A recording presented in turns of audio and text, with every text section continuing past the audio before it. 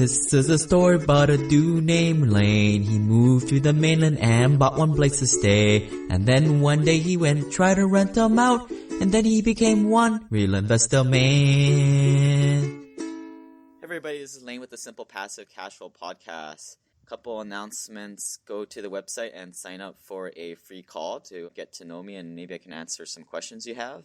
And also go to the website. I have a deal form in there. Sometimes I come across some single family homes or some private money lending deals, and some of you guys have been asking for that. So go to the website. I got Mark Kenney on the line. Hey guys. Mark is a seasoned real estate investor, entrepreneur, and founder of Think Multifamily. Mark started his real estate career over 20 years ago and has extensive experience in property valuation, acquisition, operation. He has a passion to help others succeed, much like a lot of these other people I have in this podcast that come on over here. And Mark's got 1,750 units. How many buildings is that, Mark? It's about a dozen. And Mark's background is accounting with the CPA. Did that for a while and figured good foundation, but wasn't quite as exciting as buying real estate. How long did you do that?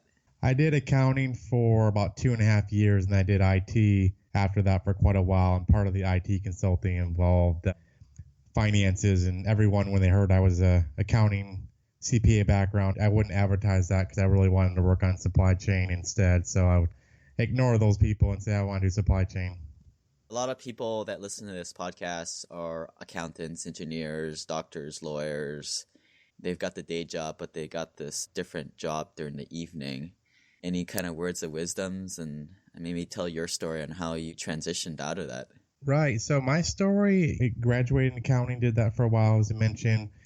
Did IT, worked for a lot of large companies. And then 2008, I've always been an entrepreneur in some form or fashion. Started buying real estate when I was right out of college. Bought my first place when I was 23.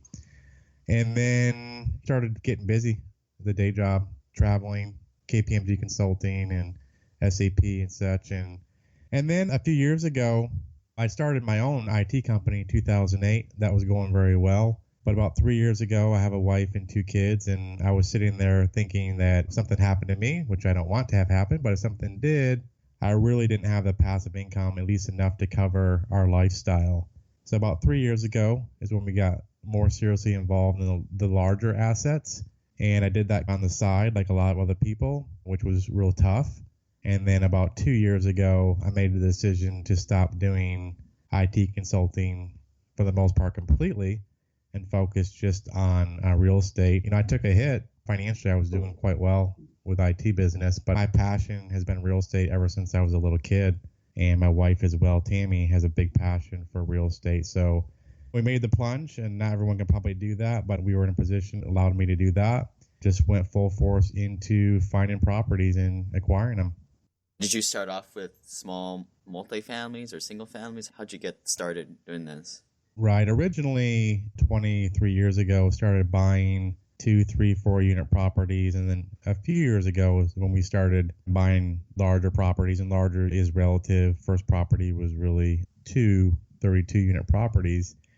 It's a little nerve-wracking getting your first deal, and I was nervous about it. And it wasn't just about the deal, but also we were syndicating the deal, or being a sponsor. We would group purchasing and take other people's money and invest it in our deal. So that in itself brings a whole another level of responsibility. I was quite nervous doing my first deal. It all worked out, and we got that one, and I still get nervous today when we do deals. That's what I want. I want to get nervous. One, because I know I have other people's money I'm responsible for, but also get nervous because I want to challenge myself to do more than what I've been doing. That's kind of what we've been doing, and so far so good, but we're always looking for other opportunities. And I think the big question around trying to get into it is just get knowledgeable. However you do that, whether it's just online, looking at different things, attending events, there's all kinds of information out there that can help you, but you need to spend the time to do it. There's a lot of differences, at least in my opinion, from single family to multifamily. And then once you start potentially syndicating a deal where you're raising money, that brings on a whole another level of potential complexity. It's not rocket science, but there's definitely some complexities you need to know before you do that. I'd like to kind of dig in and get a little more detail on exactly what did you buy first. Your story really resonates with a lot of people because you hear all these stories about these guys. They've been doing real estate for a couple years and they take this fast track, and it's this survivorship bias that you hear. That's not what most of the people listening on the podcast or anybody does. It took you 20 years to step up to the big leagues and do these big syndications. How did you start, and then what finally made you jump to the big stuff and start syndicating? I think one reason, having a passion for real estate, but I also was making pretty decent living doing IT. And I'm like, man, if I want to replace my IT income, I need to step my game up and start buying larger properties. So that was really one of the main drivers. And we immerse ourselves in getting more and more knowledge and surrounding ourselves with people that know more than us. Like you mentioned, it took a while, in particular because it was on the side. But once we made a decision to go full force, it started going quite quickly. But I would totally agree with the statement about not trying to think that you're going to get everything overnight. It takes a while to get there, and you can get there a lot faster when you're starting to partner with other people and figuring out what you're good at, what you're not good at. It's okay not to be good at something, but you need to find somebody else that is good at that and partner up with them to do it faster. So how much real estate did you own by yourself until you took that transition? I don't know. We owned not a lot. Like we probably first 20 some years, we probably owned around 20 or so units. Not a lot, 2, 3, 4 unit type deals. And then the first one we purchased there were 232 unit properties, about $1 million raise, which seemed like a lot at the time. And then we just started going bigger. We started doing 200 plus units, and now we're closing this month on a 454 unit deal in Atlanta as well. Each time it's gotten exponentially more, but you don't have to do that. And I think the real key is not to compare yourself to somebody else. Compare yourself to where you're at and where you want to be. Determine what your goals are. But some people will say, so-and-so has 4,000 doors, or, I hear people have 10,000 doors, and it's great for them. It's really, really good. But you don't have to have that necessarily. Strive for what your goals are, but don't compare yourself to others, because at the end of the day, if you keep doing that, chances are you'll think you're not good enough. And it's not just real estate. It's anything in life, whether you're going to the gym or whether you're in sports, anything you do in life, if you compare yourself, you're probably going to be disappointed, because the reality is there's always somebody better out there. And how many athletes go out on top? It's very rare. Boxers lose, and there's only one undefeated boxer that I know. In general, it's just one of those things that if you really focus on yourself, what you're trying to accomplish, and take those steps, as you mentioned, it takes time to get there, then you'll eventually get there. You might find out that your goals change over time, and be flexible and when you're doing that, and make sure that you're willing to change your goals if they need to be changed. Do you recall what your passive cash flow number was before you did that $1 million raise? What I was making cash flow wise, I don't, because we had sold a bunch of them off. It wasn't a lot because we only had 20 properties. Compared to what I was making in IT, it was maybe a few grand a month. Definitely not enough to overcome what I was making in IT, but that's changed since we've gotten into the bigger properties. But that was the proof of concept, and then you were ready to take on money. Right, and I shied away from getting all immersed into the multifamily, bigger properties, because I was making a decent living. I thought it was going to be very difficult, if not potentially, in my mind, I had a limitation in my mind, almost impossible to make what I was making in IT. But once I took the plunge to do it and made it into my head that I'm going to make this work, I found out that not only could I replace my income, I could actually far exceed my income, in reality be in a much better position because I have the passive income. And if something happens to me, it's still coming in for my wife and kids, and your net worth gets a lot higher. So, like, you have a small amount coming in, that's fine, but just start thinking about, okay, if I had to buy 100 single family homes, this is the income I'm coming in, but the amount of time to do that, versus we kind of did that, right? And then we said, okay, let's start buying larger properties, and in a single go, you can go with 100 units plus for a property, get the economies of scale over a single unit or even a triplex or quad. A lot of people will call me and they haven't bought any real estate, and their status quo is working 30, 40 years at a job. And I guess it's no different than when you were doing these single family homes or these smaller projects and you stepped up to syndication. What experience would you give to the other people sitting on the bench not doing anything? I would say it's going to take time, as you mentioned. I would say people that aren't doing anything, maybe real estate reality isn't right for them. So find out what you're good at, find out where your passion is. But if it is real estate, there's so many sources out there now for education and groups, and there's really no reason or no excuse if you want to say not to be in the game, because it's easy now to be in the game. I do think you need to bring something to the table, and something to the table could be you have income that you can invest in a deal. Maybe you're really good at running numbers. Maybe you're really good at making relationships, and this is a relationship game. There's no question about it.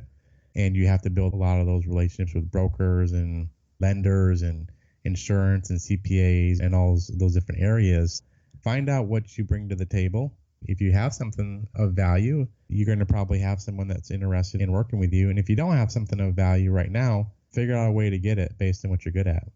Mark, what's your worst life or business moment, and what did you do after, and what was the lesson learned? I think early on, I don't know if it's a single necessarily moment, but early on, I would say I was chasing money. Money, if you get it, might make you think that you're successful, but there's a lot more to life. I've learned this. You really need to focus on what makes something significant. Significance is something that I'm really focused on and have a passion for right now, because when I chased money, I would maybe get in contracts with people that maybe I didn't really know that well. And this is more on the IT side in particular. And I've had a couple occasions where I've been out substantial amounts of money, and it was because I was too focused on really getting the deal done and not really focusing on the relationship side. I think building the trust and relationships with people and making sure you do business with people that you trust and don't get focused just on cash or whatever it may be. Figure out what's going to happen when you die. What are people going to say? It's not just the money, right? For me, I have a big passion to help other people. And if I spent the next 10 years and only one person, they were able to change their life because of something I was able to do, it's worth it to me. We're focusing a lot on our kids. We have a 12-year-old and a 9-year-old. They're full-time homeschool right now. We're really trying to help them with skills that they don't get necessarily in a normal education. There's nothing wrong with a normal education, but it needs to be supplemented with something else. I would just say relationship is a big area. And once you get that, I don't care if it's real estate or any other business, if you have the integrity and character and you have the ability to develop relationships, I think you'll be successful no matter what you do. Here you mentioned something about personal development and people going through programs can be overused. You want to care to share more about that? Yeah, so I've been probably most of my life not a proponent of personal development. I just almost felt like it was, hey, if I have a goal that I want to meet, I should be able to make that goal myself. I didn't put things on paper very often, if ever. But the more, if you want to say, experiences I get, I can tell you by getting hooked up with people that really understand personal development, really understand it, and they fit for you what you're trying to get from a goals perspective, they can totally transform your world. I think you'll hear a lot of people out there that are doing this today, and that's great. I think people need it, but I don't think there are that many really, really good guys out there doing it. I think there's people out there trying to, quite frankly, just grab money and not trying to help. They take your money and then they're gone. Find someone that can help you not just with real estate, but other areas of your life, and someone that's strategic, someone that's been there in a business perspective, and someone that can connect you with other people. That's the key, is to be able to connect you with other people as well. And it's something I've learned embracing, and it's made just significant difference in my life. You see a lot of these guys who claim themselves as life coaches, but they don't even have their own business off and running yet. That's right. We talk a lot about syndications on this podcast, and most of the time, these offers are only for those with an accredited status per the rules of the SEC. Now sponsoring the Simple Passive Cash Flow podcast is the American Homeowner Preservation Fund, a crowdfunding solution to the mortgage crisis in America, empowering investors to fund the purchase of distressed mortgages. The AHP fund aims to keep people in their homes by investing in notes. It's an opportunity to earn returns while feeling good about making positive social impact. You can start investing with as little $100. You can learn more at investinahp.com, and if you want the free Burn Zone book, please send me an email at lane@simplepassivecashflow.com.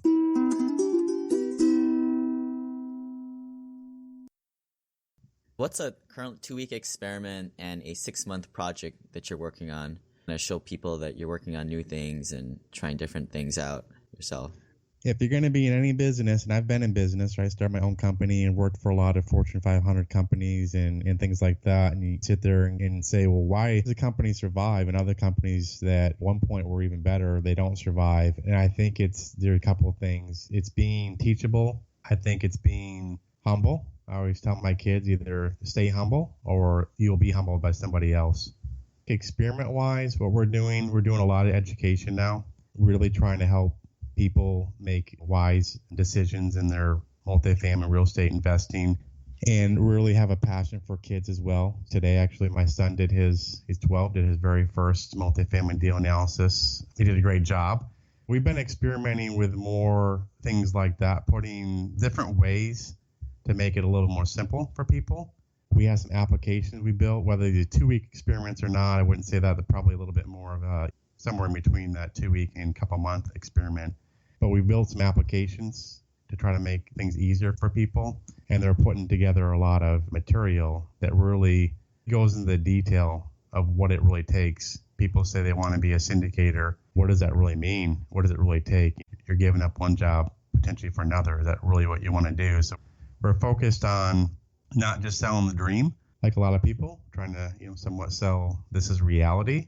But we have so many different things going on, whether it's applications we're developing or training material we're developing, different ways to look at deals, trying to be creative on how we structure deals from an investor standpoint. So we always have different things we're working on, and we're always changing things. If it makes sense to change things, we listen to investors, listen to other people that are smarter than us, and adjust. Pretty much on a daily basis, we're adjusting our approach on things. That's good that you're putting that education out there. I think a lot of people think that the syndicator role is this big glamorous position, but if the project doesn't perform extremely well, it just could be another job. A lot of the syndicator compensation is $25,000, maybe $50,000 a year. That's like another job.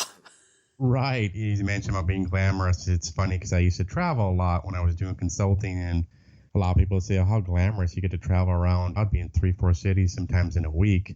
Anyone else that's been through that, at least most people would probably tell you it's not glamorous at all. A syndicator, I think, definitely can be very, very good position, but you need to know what you're getting yourself into. We're all about sharing not just the good, but also, if you want to say the good, bad, and the ugly. And the reason we're doing that, and a lot of the people I think maybe aren't, is because we want people to make informed decisions before they make decisions that could impact themselves as well as their family.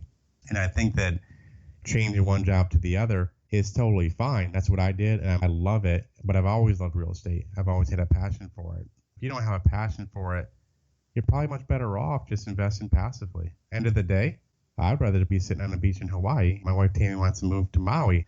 That's what I'd rather do. I'd still have involvement in certain things, but do what you're good at.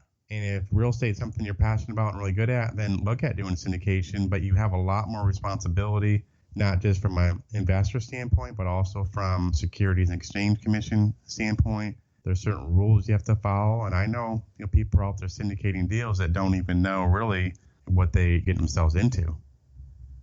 I know you guys are all about keeping it fun, and you guys have a pretty good social media presence. And I think you guys analyzed my Atlanta deal, my small one there. Do you guys like my purple dinosaur analyzing spreadsheet? Yes.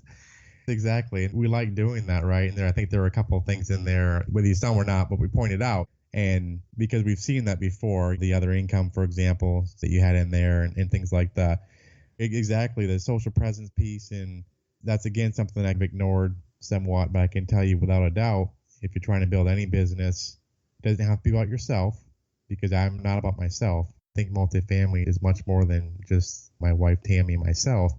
It's about something that should be able to be sustainable and keep going if we weren't even there. That's the whole goal behind it.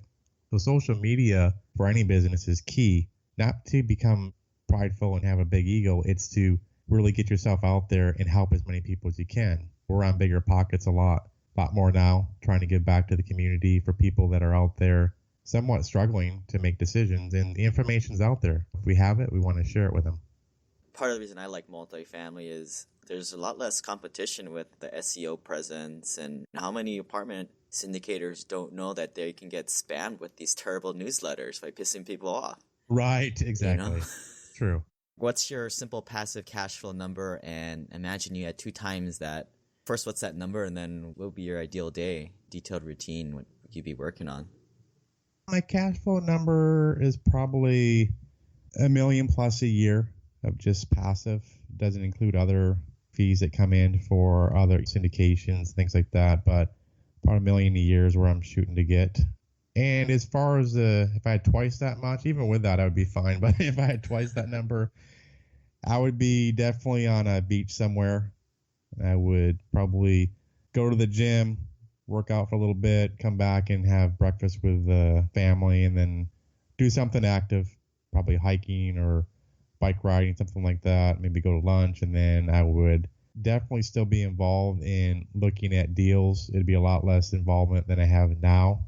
Other people would vet them out, and I would look and review just a smaller number of deals than I do now. And I'd probably go back to the beach somewhere, get on a jet ski or boat.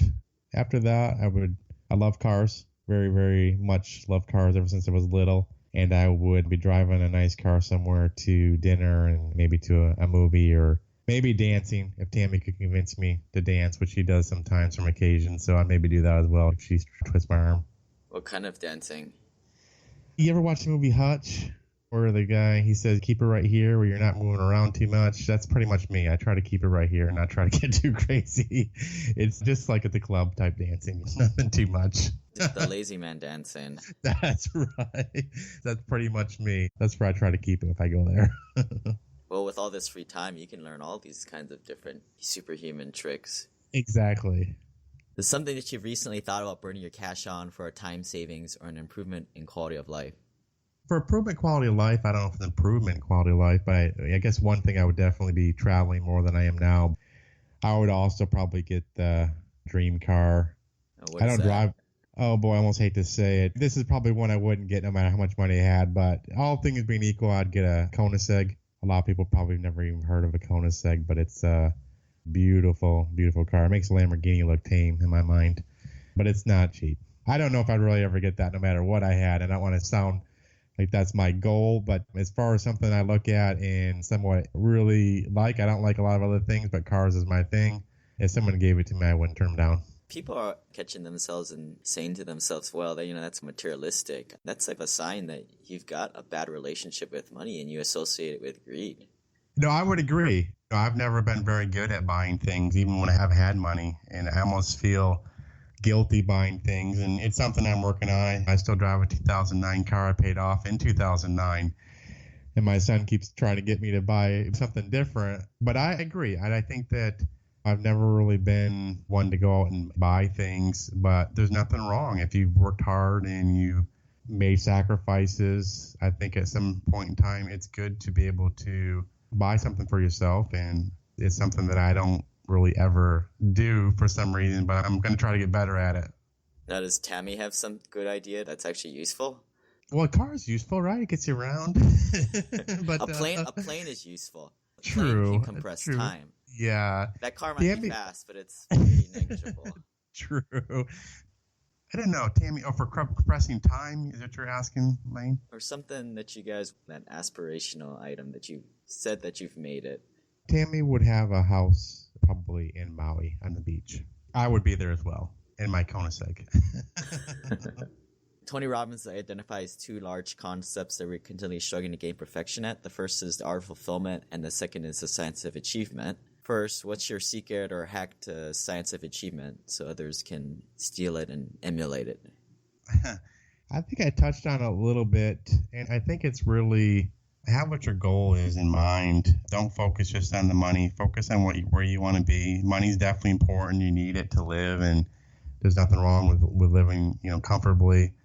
But I also think for achievement, you need to have a balanced life. It's been an area where I've struggled at different times, but it includes your career for sure, but spiritual and physical and education and all those different things. And I find myself at times getting too consumed with just career and maybe not spending the time on the other areas, or potentially somewhat not spending as much time with my wife Tammy or the kids. So I think it's really about having a good balance and being disciplined and forcing yourself to really focus on all those areas. And having a lot of money and not being healthy and not having a wife and kids that don't like you is not a good place to be. So I've always really tried to have a good balance, and it's something I work on a continual basis, and we'll always probably work on it for sure.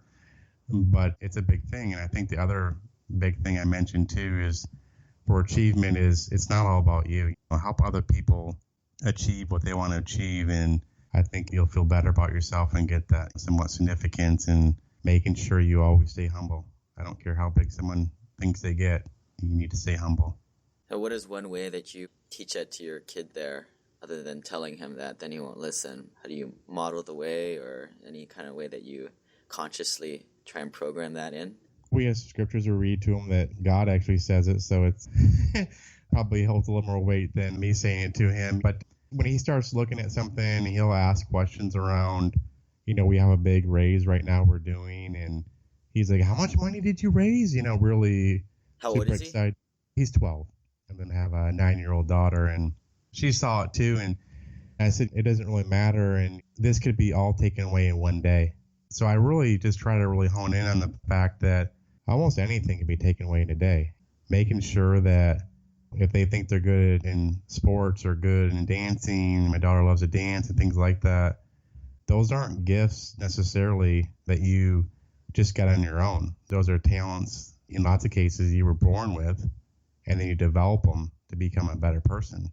Don't be prideful about things that God has given you to make yourself better in this world. You can definitely develop it. You can develop new skills, but talents are something, in my opinion, you're born with, and you develop those further. What is your secret to the art of fulfillment? How do you contribute back? Zig Ziglar talked about you can have everything in life you want if you help other people get what they want. This is something that, in fairness, I wasn't that good at. I've always been a helpful person, always available, in some cases maybe even too much available.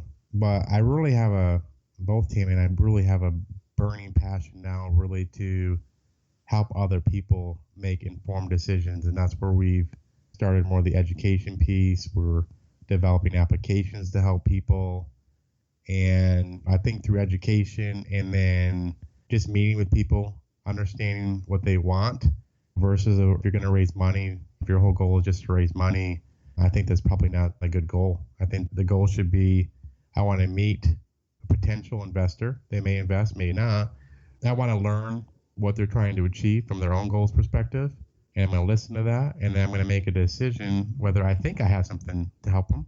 And if I don't, then I can maybe refer them to somebody else. And I do this on a very regular basis, where in some cases, maybe years ago, I would look at it going, well, I have a potential investor that has money to invest, and I want to try to almost persuade them into investing in my deal. That's not my goal. My goal is to really help them make their decisions. I have people that come to me and they're interested, for example, maybe in self-storage. Well, I know people in that area, or assisted living, those areas, and I'll refer people that could potentially be an investor for me, and maybe they will be in the future, but also I'm trying to really do what's best for the investor and what their goals are. Right, and I commend you on that, and I just wanted to point out, somebody can give back and help people, but you mentioned it earlier in your life where you're always available. I mean, everybody does it at some point, but that's an example of a supplicative manner where you're doing things just to be a nice guy, and there's some kind of quid pro quo in the background, and it's different when it comes from an area of abundance where you're just helping people out. Right, and what I have found by doing that, I've been a very transactional type guy for a lot of my career in accounting background, and I would be brought in for IT to fix a lot of problems. And to be frank, I didn't necessarily care as much about people's families, and I didn't, because I was there to fix the problem. And the more I've been doing business and real estate and things like that, I have found that I really enjoy getting to know people, whether they become an investor or not. But we've developed some very good friendships with people really by understanding what they're looking for, understanding what they're trying to achieve. And as a result of that, again, whether they invest or not is secondary. And it took me a while to get to that point, because I'm like, hey, I have whatever it may be, several $1 million to raise. I want to get the money. But I think if you really focus on the person and not about yourself, that in the long run and maybe in the short run, it'll definitely pay high dividends for you. Any particular incident or the turning point in which you made you finally realize that?